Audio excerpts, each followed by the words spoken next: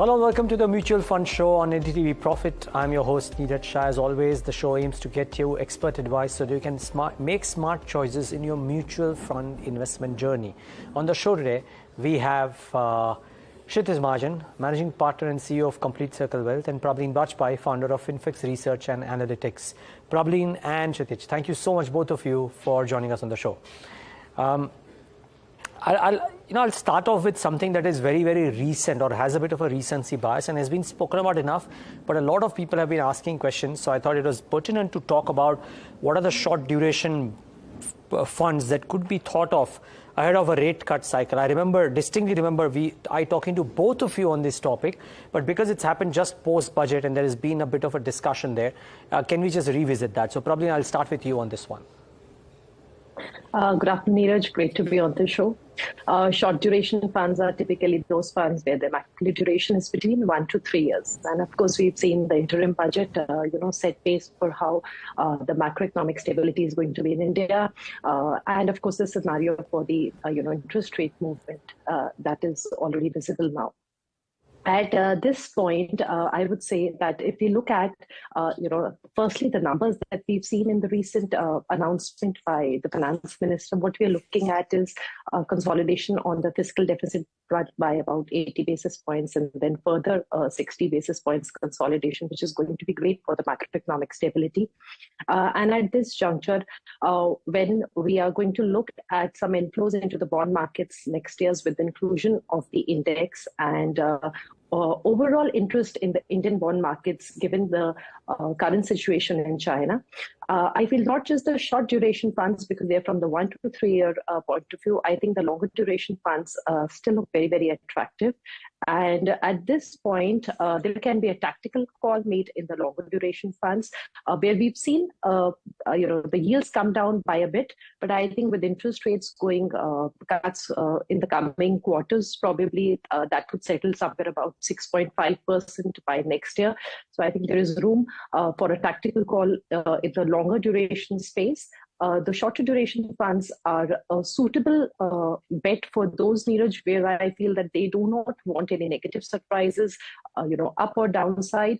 And that's the place for investors who are looking at, stable sort of returns in the current scenario, because any sort of movement, be it the policy decision making or the interest rates, that would not impact this space. And one more sector or space which I feel is very, very attractive at this point is the state development loans. That's much higher. The yields are much higher at around 7.8% as compared to the government securities. And we typically see the states borrowing more in the second half of the fiscal year. And, that would slow down in the April to June quarter. And if we see inflows coming into the bond markets, there will be a shortage of supply and higher demand. And them being sovereign, again, there is no credit risk. So I feel that is another space which investors can see at this point in time. Okay, interesting thoughts. By the way, viewers, remember, you can send in your queries on WhatsApp to the number on your screen. Today, too, there are about 2 or 3 queries that we've gotten, so we'll try and take those as well. But Kshitij, any thoughts on this? Prableen believes that there is merit in not just the short duration bonds, which might be great for the short-term volatility fluctuation, but the longer duration as well in a couple of categories there. What are your thoughts? I think very well put across, Prableen, as always. But I just want to add to what she said. The curve is almost flat, Neeraj, between 3 years or 10 years. The yields are between 7.2 to 7.6, 7.7. That's what the curve is. And if you really want to play this interest rate cut cycle, I think G6 fund make much more sense, because if you have a short-term bond fund also, you still carry the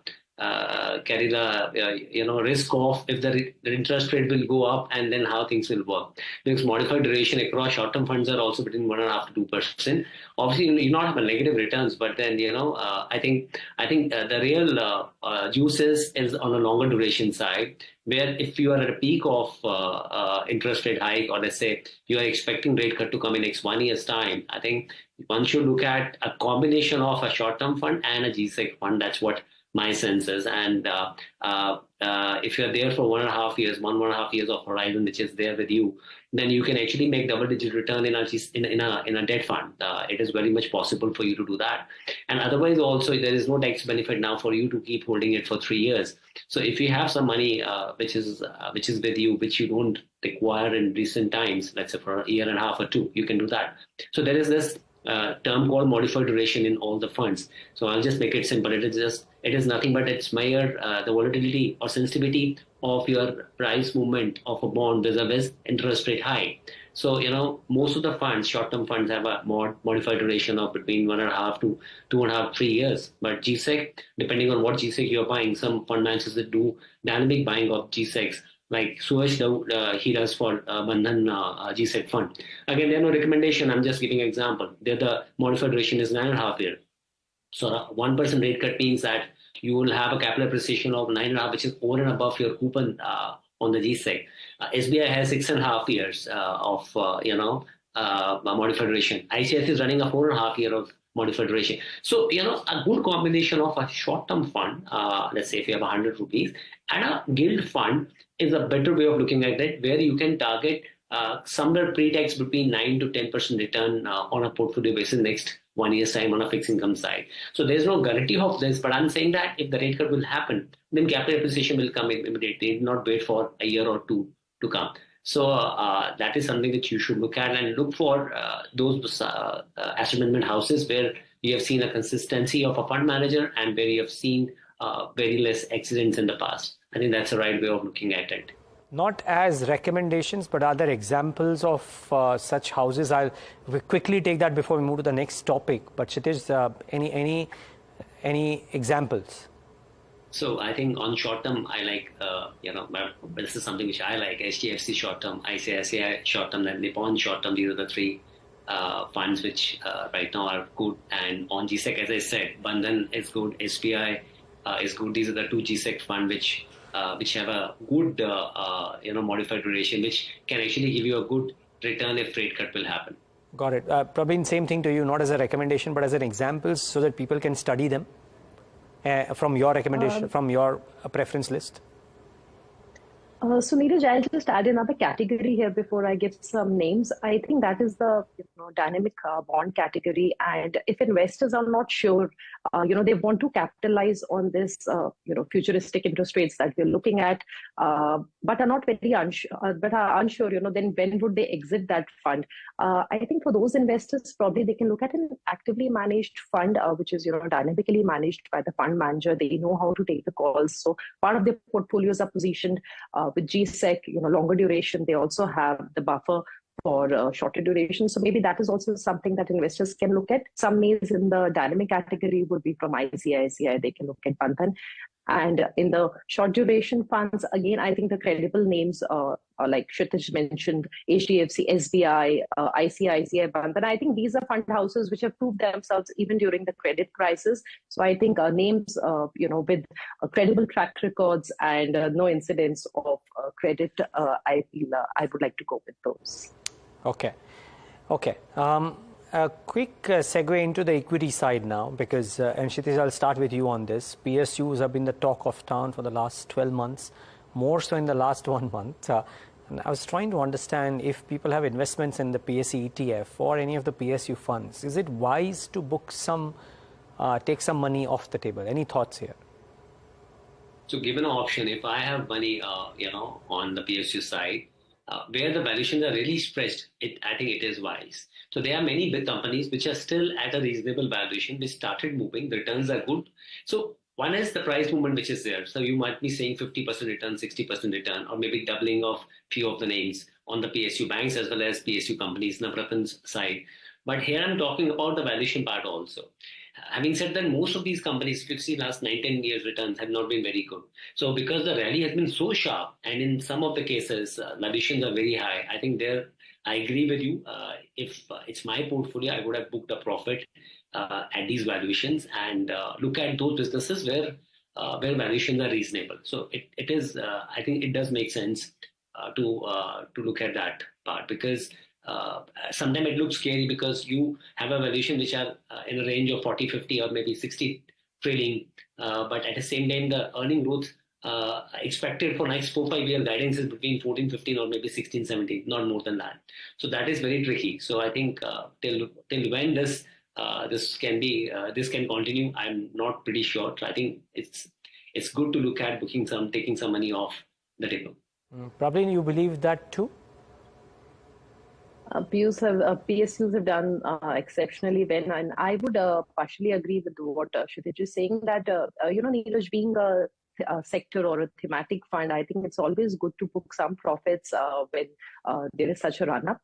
Having said that, if you look at 2018 to 2020, 3 years of negative returns, and then of course there's been recovery, and now what we saw in 2023 was the year when we saw exceptional returns by PSUs. But somebody who has been investing through an SIP, they would still have XIRR of, let's say, 23 to 24% if they had invested even from 2016. So if you're an SIP investor, you have a long-term view, then it's okay because any sort of a correction in the markets does also only give you an opportunity to buy on dips. But if your goals are closer, it was a tactical call made for a specific purpose, then definitely, booking some profits makes sense. But having said that, these are PSUs, I think, are also going to be the biggest beneficiaries of India growth story. They have been, and I think would continue to do so. But obviously, the sharp increase in the, valuations and the kind of run-up that we've seen, it always is a good idea to sort of have some profits, take off some profits off the table and then decide, if you want to continue with the remaining or enter at better levels. Okay, there you heard it. We need to slip into a quick break with that view, but we'll continue conversation around ETFs. There are a couple of queries around that, not necessarily just the PSU ETF. So we'll talk about that and more on the other side of this break. Stay tuned.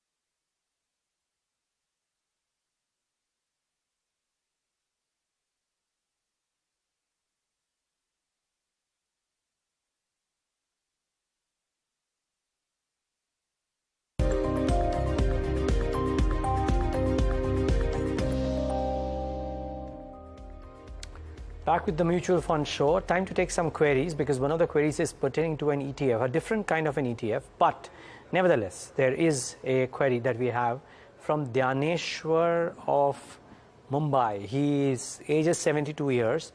And his query is it the right time to invest in a gold ETF since the stakes are high. He owns some physical gold and nominal gold ETFs. Any thoughts here?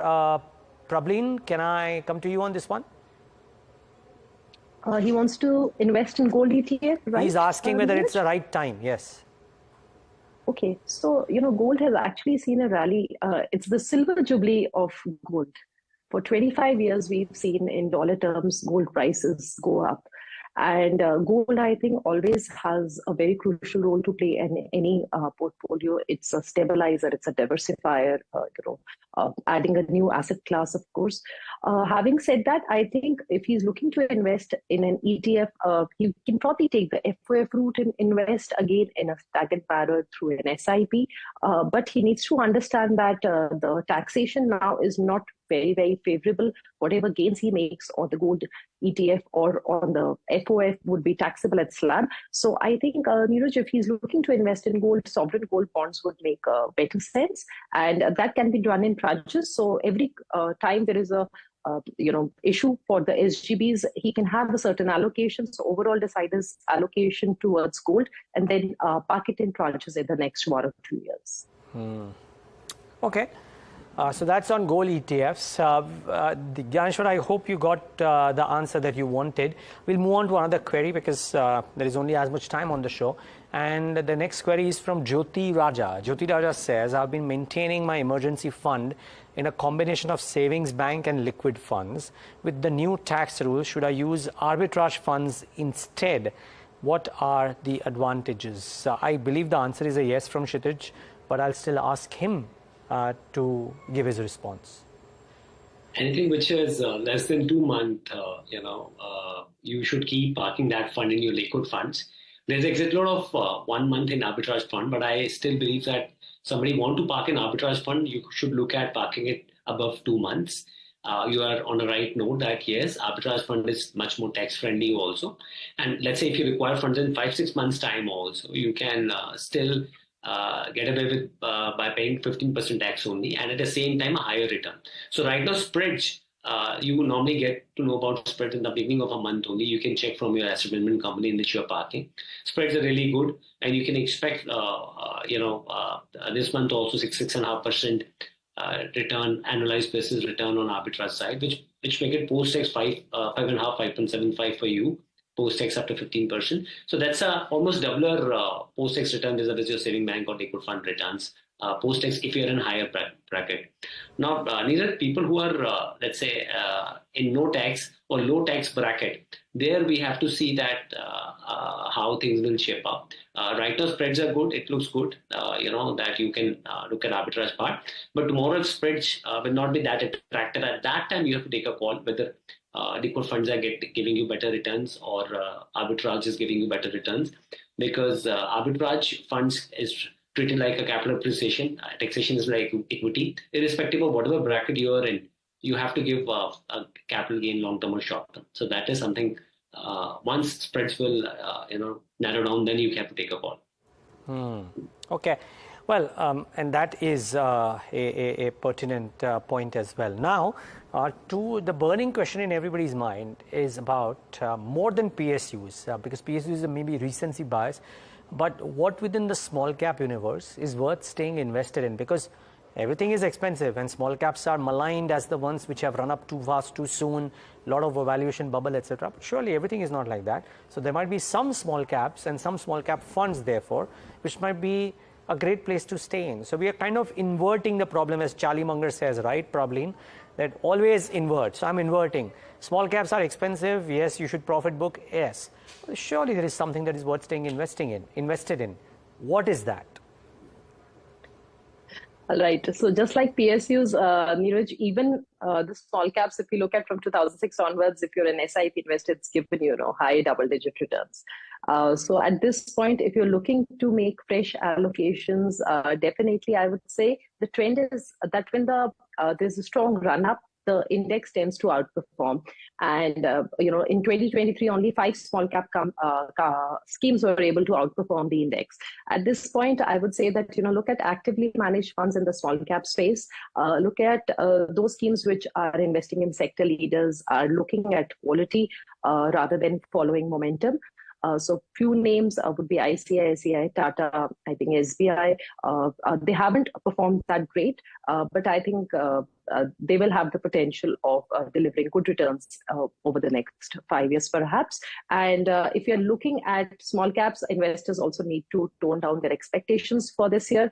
And again, it has to be long-term investing. So you can't look at 40, 50 returns in the past 1 year and then think of replicating it. So till the time you're doing it as an SIP investor or doing STPs, I think you are in a safe zone. And you have to be prepared for those corrections, which can be anywhere between 20 to 40 to 60% as well. Okay. Kshitij, as a mutual fund investor, invested in some mutual funds or some small cap funds, and she's wanting to know, what is your advice on whether she should stay invested or book profits? What would you say? Oh, if you have 5-7 years views, I think just stay invested. Let's assume she has 5-7 year views. And you should stay invested. My sense is, there can be years when it can actually give you trouble in terms of the way it has gone up. 5 years return on most of the funds are around 22-23% compounding. And we have done some data crunching. There are few funds who are still trading their industry average and index average, not on the return side, but return on various parameters like price to earning, price to book value, price to sales, and various other numbers. So look at those funds. Second, look at those funds where there's a longevity of fund manager with the fund house and with the fund. Third, look at those funds where number of stocks are little longer, because right now the fund size has become so big, and 65% by definition you have to maintain in small cap space only. So the better diversified, a larger portfolio is a better small cap fund as we speak. So so I think small cap will keep on giving you a better return. But then anybody who's coming in new, as well as the existing investor, if you have 7+ year horizon, I think that one space which you look at. But again, it should not be more than 15-20% of your portfolio. So irrespective of how much return it is giving, irrespective of whatever risk appetite you have, just maintain around 20% of small cap in your portfolio. Okay, so and viewers, in some sense, I think that's a good point, because if you're investing for a 5-year perspective, one, you're not worried if the fund would correct a little bit, then NAV would correct a little bit. If anything, if you have an SIP going, you will get to buy it at lower levels. And the problem that happens, as with stocks and funds, that if you miss the bus, and if you not bought it now, and if the NAV moves higher or the stock price moves higher, very difficult to then convince yourself that you will go out and buy it at a higher quote-unquote price. So bear that in mind for sure.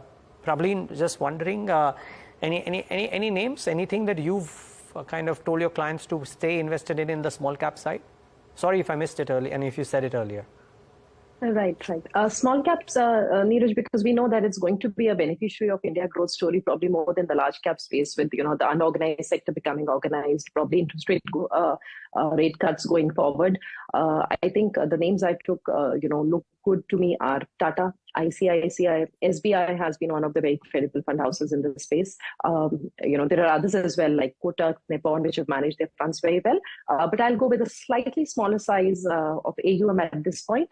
I think they have more agility and given the valuation. So my top 2 picks would be Tata and ICICI. Okay, fair call. Well, Prableen as well as Kshitij, thank you so much for taking the time out and being with us on the Mutual Fund Show and giving us your thoughts. Really appreciate your time. Thank you. All right. Viewers, what we're trying to do over the course of the next few days is try and ask you to send us the queries on this WhatsApp number. You can email us, you can put it on social media, and then we'll try and pick up some of these queries in order to make it a lot more beneficial and interactive for you who are watching this. So please keep that in mind. And what we'll try and do is try and take the relevant queries based on the content that you're getting on that particular show. So if you've sent a query and if it's not answered on today's show, rest assured we'll try our best to take it on the subsequent shows as and when the opportunity does arise. Any which ways, mutual fund investing is for the long term, so your query need not have relevance for the day, if you will. But with that small note, keep in mind that earnings coming in thick and fast, and I think we'll keep on addressing just before we wrap up. CAMPs, and it's relevant that the numbers have come out on the Mutual Fund Show because they're amongst the key stakeholders of this mutual fund beneficiary system. I think the numbers just about 5% growth, so nothing too dramatic, just about staying there in the stock. about 1%, 1.5%. That's all that we have on this edition of the Mutual Fund Show. Thanks so much for tuning in. Stay tuned to NDTV Profit for fresh news and updates.